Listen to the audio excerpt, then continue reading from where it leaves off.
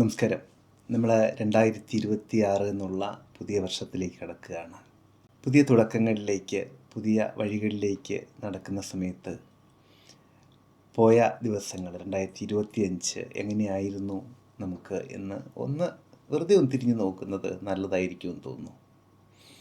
കാരണം നമ്മൾ അവിടെ ആർജിച്ച നേട്ടങ്ങൾ, അതുപോലെ തന്നെ ഒരുപക്ഷെ നമുക്ക് സംഭവിച്ചിരിക്കുന്ന പരാജയങ്ങളെന്ന് പൂർണ്ണമായിട്ടും പറയണ്ട, എങ്കിൽ പോലും നമുക്ക് സംഭവിച്ചിരിക്കുന്ന അബദ്ധങ്ങൾ, ഒരുപക്ഷെ കൂടുതൽ മെച്ചപ്പെടുത്താമായിരുന്ന തിരുത്തലുകൾ, വേണ്ടിയിരുന്ന കാര്യങ്ങൾ എന്തൊക്കെയാണ് എന്ന് ഒന്ന് പുനർവിചിന്തനം ചെയ്യുന്നത് നല്ലതായിരിക്കും. അതൊരു പക്ഷേ മുന്നോട്ടുള്ള യാത്രയെ കുറച്ചുകൂടി മികവാർന്നതാക്കും എന്ന് തോന്നുന്നു, കുറച്ചുകൂടി സുഗമമാക്കും എന്ന് തോന്നുന്നു. എന്നെ സംബന്ധിച്ചിടത്തോളം 2025 പൊതുവിൽ വളരെ നല്ല സന്തോഷകരമായിട്ടുള്ള ഒരു വർഷമായിരുന്നു. 2025 തുടക്കത്തിൽ ചെന്നൈയിലേക്ക് ഒരു യാത്ര പോവുകയുണ്ടായി, ഞാനും എൻ്റെ ഒരു അടുത്ത സുഹൃത്തും. അപ്പോൾ അത് കാറിലായിരുന്നു പോയിരുന്നത്. ചിദംബരം, അതുപോലെ തഞ്ചാവൂർ, കുംഭകോണം തുടങ്ങിയ സ്ഥലങ്ങളിലൂടെയുള്ള വളരെ നല്ലൊരു യാത്ര. വേണമെങ്കിൽ കുറേ അധികം ആത്മീയതയും അതുപോലെ കുറച്ച് ആസ്വാദനവും ഒക്കെ ചേർത്തിട്ടുള്ള വളരെ ബ്യൂട്ടിഫുള്ളായിട്ടുള്ള ഒരു യാത്രയായിരുന്നു. ചെന്നൈയിലെ വളരെ പ്രസിദ്ധമായിട്ടുള്ള ഒരു ക്ഷേത്രം സന്ദർശിക്കേണ്ടായി. നിർഭാഗ്യവശാൽ പെട്ടെന്ന് എനിക്ക് പേര് ഓർമ്മ കിട്ടുന്നില്ല. വളരെ ഗംഭീരമായിട്ടുള്ളൊരു ക്ഷേത്രം. 2025 തുടക്കത്തിൽ. അതിനുശേഷം കുറേയധികം മറ്റ് യാത്രകളുണ്ടായിരുന്നു. ഞാൻ എപ്പോഴും പോകുന്ന ഒരിടമാണ് മൂകാംബിക യാത്രകൾ സാധാരണ ഒരു 2-3 മാസത്തിലൊരിക്കൽ പോകാനുള്ള അവസരമുണ്ടാകാറുണ്ട്. അത് ഈ വർഷത്തിൽ ധാരാളം സംഭവിച്ചു. വളരെ സമൃദ്ധമായിട്ടുള്ള ധാരാളം അനുഭവങ്ങളും ഒക്കെയുള്ള നല്ല യാത്രകളായിരുന്നു. അതങ്ങനെ സംഭവിച്ചു. നിങ്ങൾക്കറിയാം, എൻ്റെ യാത്രകൾ അധികവും തനിച്ചുള്ളതാണ്. അതിന് പല വിധത്തിലുള്ള കാരണങ്ങളുമുണ്ട്. പലപ്പോഴും അന്വേഷണങ്ങളാണ് യാത്രകളിലൂടെ ഞാൻ അർത്ഥമാക്കുന്നത്. അപ്പോൾ എൻ്റെ ഫാമിലിയെ കൂട്ടുമ്പോൾ ചിലപ്പോൾ അവർക്കത് ഉൾക്കൊള്ളാൻ സാധിച്ചു എന്ന് വരില്ല. അതുപോലെ സൗഹൃദങ്ങൾ താരതമ്യേന കുറവാണ്. അതുകൊണ്ട് തന്നെ തനിച്ച് യാത്ര ചെയ്യുകയാണ് ചെയ്യുന്നത്. മാത്രമല്ല, തനിച്ച് യാത്ര ചെയ്യുമ്പോൾ ഒരുപാട് ചിന്തിക്കാൻ, വ്യത്യസ്തങ്ങളായിട്ടുള്ള അതുപോലെ തന്നെ എൻ്റേതായിട്ടുള്ള അനുഭവങ്ങളിലൂടെ കടന്നു പോകാൻ, വളരെ സൂക്ഷ്മമായ വിധത്തിൽ പോലും അതിനെല്ലാം ആസ്വദിക്കാൻ പലപ്പോഴും സാധിക്കാറുണ്ട്. അപ്പോൾ അതുകൊണ്ട് എപ്പോഴും തനിച്ചുള്ള യാത്രകളെ ഇഷ്ടപ്പെടുന്നു. പിന്നെ ഇന്ന് പ്രധാനമായിട്ടും എടുത്തു പറയേണ്ട കുംഭമേള വളരെ ഗംഭീരമായിട്ടുള്ളൊരു അനുഭവമായിരുന്നു. അത് ഇതിനു മുൻപൊരു വീഡിയോയിലൂടെ ഞാൻ പറഞ്ഞിട്ടുണ്ട്. വളരെ യാദൃശ്ചികമായിട്ട് ആണെങ്കിൽ പോലും കുംഭമേളയിൽ പങ്കെടുക്കാൻ പറ്റി. വളരെ സമൃദ്ധമായിട്ട് അത് ആസ്വദിക്കാൻ സാധിച്ചു. അതൊരു വളരെ നല്ലൊരു കാര്യമായിട്ട് തന്നെയാണ്, വളരെ മഹത്തരമായിട്ടുള്ള ഒരു കാര്യമായിട്ട് തന്നെയാണ് കരുതുന്നത്. പ്രത്യേകിച്ച് അവിടെ ഉണ്ടായ അനുഭവങ്ങൾ അത് ഞാൻ മറ്റൊരു വീഡിയോയിൽ പറഞ്ഞിരിക്കുന്നത് കൊണ്ട് തൽക്കാലം അത് പറയുന്നില്ല. അപ്പോൾ കുംഭമേള, പിന്നെ മറ്റൊന്ന് എൻ്റെ ഫാമിലിയുമൊത്തുള്ളൊരു കാശ്മീർ യാത്രയായിരുന്നു. അതൊരു 5 ദിവസമോ 7 ദിവസമോ ഒക്കെ നീണ്ടു നിൽക്കുന്ന ഒരു കാശ്മീർ യാത്ര. അതും വളരെ നല്ലൊരു യാത്രയായിരുന്നു. മാത്രമല്ല, കാശ്മീരിലെ പെഹൽഗാം അറ്റാക്കൊക്കെ ഉണ്ടാകുന്നതിന് ഒരു ദിവസം മുൻപോ മറ്റോ ആണ് ഞങ്ങൾ മടങ്ങിയെത്തുന്നത്. ഞങ്ങൾ മടങ്ങിയെത്തിയതിൻ്റെ അടുത്ത ദിവസം മറ്റോ ആണ് വാർത്തയിൽ കാണുന്നത് പെഹൽഗാം അറ്റാക്ക്. എന്തായാലും അത് വളരെ സുരക്ഷിതമായിട്ട് എത്താൻ സാധിച്ചു. അതുപോലെയുള്ള മറ്റൊരു യാത്രയാണ് കാശി. ഒരുപാട് വർഷങ്ങളായിട്ട്, ഒരുപാട് നാളുകളായിട്ട് മനസ്സിലുണ്ടായിരുന്ന ഒരു ആഗ്രഹമായിരുന്നു കാശി. പല കാരണങ്ങൾ കൊണ്ടും പല പരിമിതികൾ കൊണ്ടും കുറേ നാൾ മാറ്റി വെച്ചിരുന്നു ആ യാത്ര. പക്ഷേ എന്തോ അതും അന്ന് പെട്ടെന്ന് പോകണമെന്ന് തോന്നി. തനിച്ച് തന്നെ പോയി. അവിടെയും അസാധാരണമായിട്ടുള്ള ധാരാളം അനുഭവങ്ങളുണ്ടായി. അത് ഒരു വീഡിയോയിൽ പിന്നീട് എപ്പോഴെങ്കിലും വിവരിക്കാം. അത് പല പ്രാവശ്യം ഇതുപോലൊരു വീഡിയോയിൽ പറയണമെന്ന് കരുതിയതായിരുന്നു. പക്ഷെ എന്തോ അതിനുള്ളൊരു സാഹചര്യം ആയിട്ടില്ല എന്ന് തോന്നുന്നു. എനിവേ, കുറേ ഫൂട്ടേജുകളൊക്കെ ഉണ്ട്. നമുക്ക് എപ്പോഴെങ്കിലും അതൊക്കെ കാണാം. ഉം. അങ്ങനെ കാശി യാത്ര, അതും ഗംഭീരമായിട്ടുള്ളൊരു യാത്രയായിരുന്നു. ഒരു 5-6 ദിവസം നീണ്ടുനിന്ന ഒരു യാത്ര. ആ കൂട്ടത്തിൽ തന്നെ അയോധ്യ അയോധ്യ സന്ദർശിക്കാൻ സാധിച്ചു. അതും വളരെ വേറിട്ട ഒരു അനുഭവമായിരുന്നു. ഞാൻ ഈ വ്യത്യസ്തമായ, വേറിട്ട, അതുപോലെ അത്ഭുതകരമായിട്ടുള്ള അനുഭവങ്ങൾ ഇതൊക്കെ പറയുമ്പോൾ പലപ്പോഴും അതൊന്നും വിവരിക്കാൻ പറ്റില്ല. എന്താണ് അവിടെ അത്ഭുതം, എന്ത് അനുഭവമാണ് ഉണ്ടായതെന്ന് ചോദിച്ചാൽ ഒരുപക്ഷെ ഞാനത് പറഞ്ഞു കഴിയുമ്പോൾ, പ്രത്യേകിച്ചൊരു ഒരു കാര്യത്തെ ഇന്ന കാര്യമാണെന്ന് പറഞ്ഞു കഴിയുമ്പോൾ കേൾക്കുന്നവർക്ക് അതാണോ വലിയ കാര്യം എന്ന് തോന്നിയേക്കാം. അല്ലെങ്കിൽ ചിലപ്പോൾ ചോദിക്കും അങ്ങനെയൊക്കെ സംഭവിക്കുമോ, അതൊക്കെ വെറുതെ ഇല്ലേ, നമ്മുടെ നാടൻ ഭാഷയിൽ അതൊക്കെ തള്ളല്ലേ എന്നൊക്കെ തോന്നിയേക്കാം. അപ്പോൾ അതുകൊണ്ടാണ് അതിനൊന്നും താല്പര്യമില്ല. അതുകൊണ്ടാണ് അത്ഭുതം എന്നൊക്കെ പറഞ്ഞ് അങ്ങനെ വിട്ടുകളയുന്നത്, വിട്ടുപോകുന്നത് ഒഴുക്കൻ മട്ടിൽ. എന്തു തന്നെ ആയാലും എന്നെ സംബന്ധിച്ചിടത്തോളം മനസ്സ് നിറയ്ക്കുന്ന അനുഭവങ്ങൾ തന്നെയായിരുന്നു.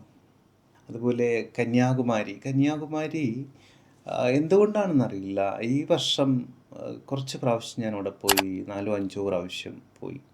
ഇതിനു മുൻപ് പോകാറൊക്കെ ഉണ്ട്, കന്യാകുമാരി പോകാറുണ്ട്. പക്ഷെ ഇപ്പോൾ ഈ വർഷത്തിൽ എന്തുകൊണ്ടോ ഒരു കുറച്ചുകൂടി ഒരു അടുപ്പം തോന്നുന്നുണ്ട് ആ ഇടത്തോട്, അവിടുത്തെ ദേവാലയത്തോട് ഒക്കെ കുറച്ചുകൂടി ഒരു ആഴത്തിലുള്ള അടുപ്പം ഫീൽ ചെയ്യുന്നുണ്ട്. അതിൻ്റെ കാരണങ്ങൾ തേടുന്നുണ്ട്, നോക്കാം നമുക്ക്. അപ്പോൾ ഇതൊക്കെയാണ് ഈ വർഷം, ഈ 2025 ഓർമ്മയിൽ തങ്ങി നിൽക്കുന്ന യാത്രകൾ.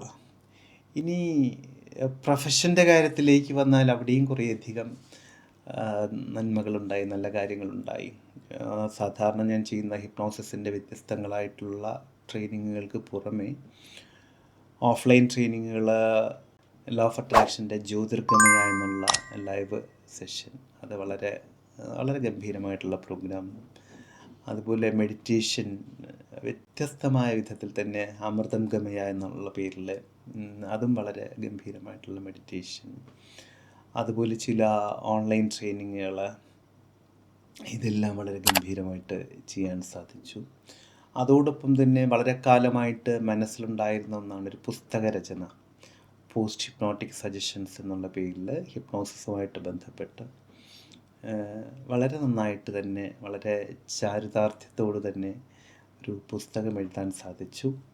അത് ഇതിനോടകം തന്നെ ധാരാളം കോപ്പികൾ വിറ്റുപോയിട്ടുമുണ്ട്. അതും വളരെ സന്തോഷം തോന്നുന്നു. കാരണം വ്യക്തികളിലേക്ക് അത് എത്തിക്കാൻ സാധിക്കുന്നുണ്ട് എന്നുള്ളതും, അതുപോലെ അത് വായിച്ചിട്ടുള്ള ഫീഡ്ബാക്ക് പലരും പറഞ്ഞു, വളരെ നല്ല ഫീഡ്ബാക്ക്. ഇതെല്ലാം ധാരാളം ചാരിതാർത്ഥ്യവും സന്തോഷവും ജീവിതത്തിനൊരു അർത്ഥവുമൊക്കെ തരുന്ന കാര്യങ്ങൾ തന്നെയാണ്. പലപ്പോഴും ഞാൻ പറയാറുണ്ട്, നമ്മളൊക്കെ ഒരിക്കലും ഈ ഭൂമി വിട്ട് പോകേണ്ടതുണ്ട്, ഈ ശരീരം വിട്ട്, ഭൂമി വിട്ട് എന്ന് ഞാൻ പറയുന്നില്ല, ഈ ശരീരം വിട്ട് പോകേണ്ടതുണ്ട്. അപ്പോൾ അങ്ങനെ ഒരു യാത്രയുടെ സമയത്ത്, ഒരു വിട പറയലിൻ്റെ നേരത്ത് ചിലതെല്ലാം ഇവിടെ ബാക്കി വയ്ക്കാൻ സാധിക്കണം. അത് അറിവുകളായാലും ശരി, ആരുടെയെങ്കിലും മനസ്സിലെ സ്ഥാനമായിട്ടായാലും ശരി, ബാക്കി വയ്ക്കാൻ സാധിക്കണം, ബാക്കി വെച്ച് മടങ്ങാൻ സാധിക്കണമെന്നൊരു ആഗ്രഹമുണ്ട്. അത് കുറേയൊക്കെ സാധ്യമാകുന്നുണ്ട് എന്നും തോന്നുന്നു, അറിയില്ല. എങ്കിൽ പോലും അതിനുള്ള കാര്യങ്ങളൊക്കെ ചെയ്യുന്നുണ്ട്. എൻ്റെ ഭാഗത്തു നിന്ന് ചെയ്യാൻ പറ്റുന്ന കാര്യങ്ങൾ ചെയ്യുന്നുണ്ട്. ഞാനിത് ഓരോന്നും പറയുന്നത് സ്വയം ഒന്ന് വിശകലനം ചെയ്യുക. ഞാൻ എൻ്റെ ഓരോരോ കാര്യങ്ങളെടുത്ത് പറയുമ്പോൾ സ്വയം എന്നെ കേൾക്കുന്ന എൻ്റെ പ്രിയപ്പെട്ട ഓരോരുത്തരും ഒന്ന് വിശകലനം ചെയ്യുക. ഞാൻ എന്ത് ചെയ്തു, ഞാനല്ല, സ്വയം എന്ത് ചെയ്തു, അല്ലെങ്കിൽ ഇനി എന്ത് ചെയ്യണം, എന്ത് ചെയ്തുകൊണ്ടിരിക്കുന്നു എന്നുള്ളത്. ഞാൻ പോകുമ്പോൾ എന്താണ് എനിക്കിവിടെ ബാക്കി വെച്ച് പോകാൻ സാധിക്കുന്നത്, ആരുടെയൊക്കെ മനസ്സുകളിലായിരിക്കും എനിക്കൊരിടം ബാക്കി ഉണ്ടാവുക. അതൊന്നും പ്രതീക്ഷിച്ചിട്ടൊന്നുമല്ല കേട്ടോ, ഒന്നും പ്രതീക്ഷിക്കുകയും വേണ്ട. എങ്കിൽ പോലും നമ്മുടെ ഭാഗത്തു നിന്ന് ചെയ്യേണ്ടത് ചെയ്യുക.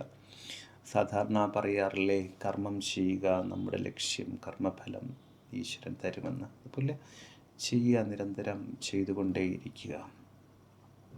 പിന്നെ കുറേ പേരെ ചേർത്ത് നിർത്താൻ സാധിച്ചു, മനസ്സുകൊണ്ട് ചേർത്ത് നിർത്താൻ സാധിച്ചു. അതൊക്കെ വളരെ ചാരിതാർത്ഥ്യം തരുന്ന കാര്യങ്ങൾ തന്നെയാണ്. പിന്നെ ലോ ഓഫ് അട്രാക്ഷന് വേണ്ടിയിട്ട് മാത്രമായിട്ടൊരു യൂട്യൂബ് ചാനൽ തുടങ്ങിയിട്ടുണ്ട്. കുറേ നാളായിട്ട് അത് മനസ്സിലുള്ള കാര്യം തന്നെയാണ്. ഇപ്പം നമ്മുടെ ഈ ചാനലിലെ എല്ലാ വിഷയങ്ങളും ഉൾക്കൊള്ളിക്കുന്നുണ്ടല്ലോ. Hypnosis, law of attraction, parapsychology, psychology, motivation, ഇങ്ങനെ ധാരാളം വിഷയങ്ങൾ ഉൾക്കൊള്ളിക്കുന്നുണ്ട്. അപ്പോൾ അതിൽ നിന്ന് വ്യത്യസ്തമായിട്ട് ലോ ഓഫ് അട്രാക്ഷൻ എന്നുള്ള വിഷയത്തിന് വേണ്ടിയിട്ട് മാത്രം ലോ ഓഫ് അട്രാക്ഷൻ മലയാളം എന്നുള്ള ഒരു യൂട്യൂബ് ചാനൽ മലയാളത്തിൽ തന്നെ ചെയ്തിട്ടുണ്ട്. ചില വീഡിയോസൊക്കെ ഓൾറെഡി അപ്ലോഡ് ചെയ്തിട്ടുണ്ട്. വളരെ ബ്യൂട്ടിഫുൾ ആയിട്ടുള്ളൊരു മെഡിറ്റേഷൻ അതിൻ്റെ അകത്തുണ്ട് കേട്ടോ. ഞാൻ ലിങ്ക് മുകളിൽ കൊടുക്കാം, അതുപോലെ ഡിസ്ക്രിപ്ഷൻ ബോക്സിലും കൊടുക്കാം. എൻ സ്ക്രീനിലൊന്ന് പിൻ ചെയ്യാൻ ശ്രമിക്കാം. എന്തായാലും അതൊന്ന് ചെയ്യൂ. വളരെ ഗംഭീരമായിട്ടുള്ള മെഡിറ്റേഷനാണ്. അപ്പോൾ ഇനി ലോ ഓഫ് അട്രാക്ഷൻ സംബന്ധമായിട്ടുള്ള എല്ലാ വീഡിയോകളും ലോ ഓഫ് അട്രാക്ഷൻ മലയാളം എന്നുള്ള ആ ചാനലിലായിരിക്കും ഉണ്ടാവുക. അപ്പോൾ അതുകൂടി ഒന്ന് സബ്സ്ക്രൈബ് ചെയ്തേക്കും. നല്ല മെഡിറ്റേഷൻസൊക്കെ അപ്ലോഡ് ചെയ്യണം എന്ന് വിചാരിക്കുന്നു. ഞാൻ സാധാരണ എൻ്റെ ഭാവി പരിപാടികളെക്കുറിച്ചൊന്നും നേരത്തെ പറയാറില്ല.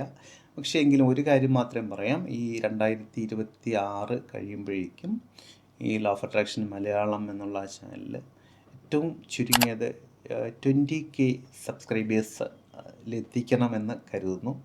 അതിനുള്ള കാര്യങ്ങളെല്ലാം അവിടെ ചെയ്യുന്നുണ്ട്. എൻ്റെ ഒരു ടാർഗറ്റാണ്. സാധാരണ ഞാൻ ടാർഗറ്റ് വെച്ചതൊന്നും അല്ല മുന്നോട്ട് പോകുന്നത് കേട്ടോ. പക്ഷേ എന്തോ ആ ഒരു കാര്യത്തിൽ തോന്നി. അതല്ലെങ്കിൽ ഒരു പുഴ ഇങ്ങനെ ശാന്തമായിട്ട് ഒഴുകുന്നത് പോലെ പലതും ഞാൻ വിട്ടുകൊടുക്കുകയാണ് ചെയ്യുന്നത്. എന്ത് തന്നെയായാലും അങ്ങനെയാണ്. പക്ഷേ ഈ ഒരു കാര്യത്തിൽ എന്തുകൊണ്ടോ അങ്ങനെ ഒരു ചെയ്യണമെന്ന് തോന്നി. അപ്പോൾ എല്ലാവരും ഒപ്പം ഉണ്ടാകും എന്ന് കരുതുന്നു. തീർച്ചയായിട്ടും പുതിയ കുറേയധികം പദ്ധതികളുണ്ട് ഈ വരുന്ന വർഷത്തിലേക്കും. 2026 എന്ന വർഷത്തിലേക്കും കുറച്ചധികം കാര്യങ്ങൾ ഓൾറെഡി പ്ലാൻ ചെയ്തിട്ടുണ്ട്. നേരത്തെ പറഞ്ഞല്ലോ, സാധാരണ എൻ്റെ പ്ലാനിങ്സൊന്നും ഞാൻ അങ്ങനെ മുൻകൂട്ടി പറയാറില്ല. മനസ്സിലുണ്ടാകും, പിന്നെ അത് വിട്ടുകൊടുക്കും. സാധാരണഗതിയിൽ അത് സംഭവിച്ച് കാണാറുമുണ്ട്. എന്ത് തന്നെ ആയാലും. അതിനിടയിൽ ഒരു കാര്യം പറയാൻ വിട്ടുപോയി. ചക്ര മെഡിറ്റേഷൻ എന്നുള്ളൊരു ഓൺലൈൻ സെഷൻ ചെയ്യുന്നുണ്ട്. ഈ 2026 ജാനുവരി 1 ആണിത് തുടങ്ങുന്നത്. പല ബാച്ചുകളായിട്ട് മുന്നോട്ട് പോകണമെന്ന് കരുതുന്നു. അപ്പോൾ ആർക്കെങ്കിലും അത് ചെയ്യാൻ താല്പര്യമുണ്ടെങ്കിൽ നമ്മുടെ കോർഡിനേറ്റേഴ്സിനെ ആരെങ്കിലും കോൺടാക്റ്റ് ചെയ്യുക. നമ്പർ ഞാൻ താഴെ കൊടുത്തേക്കാം. പോകുന്ന വഴി പറയുന്നു എന്നുള്ളതേ ഉള്ളൂ കേട്ടോ. അല്ലാതെ ഒരിക്കലും ആ ഒരു കോഴ്സിൻ്റെ മാർക്കറ്റിംഗ് ഒന്നും അല്ലാതെ പോകുന്ന വഴിക്ക് പറയുന്നു എന്നുള്ളതേ ഉള്ളൂ. താല്പര്യമുണ്ടെങ്കിൽ ജോയിൻ ചെയ്യാം. ഇത്രയൊക്കെയാണ് ഈ ഒരു അവസരത്തിൽ പറയാനുള്ളത്. എന്തായാലും വളരെ സ്നേഹപൂർവ്വം, വളരെ ക്ഷമയോടുകൂടി ഒപ്പം കൂട്ടുന്നതിന് ഒരുപാട് നന്ദി, സന്തോഷം. നമുക്ക് കൂടുതൽ അറിവുകളും അനുഭവങ്ങളും ഒക്കെയായിട്ട് ഒരുമിച്ച് മുന്നോട്ട്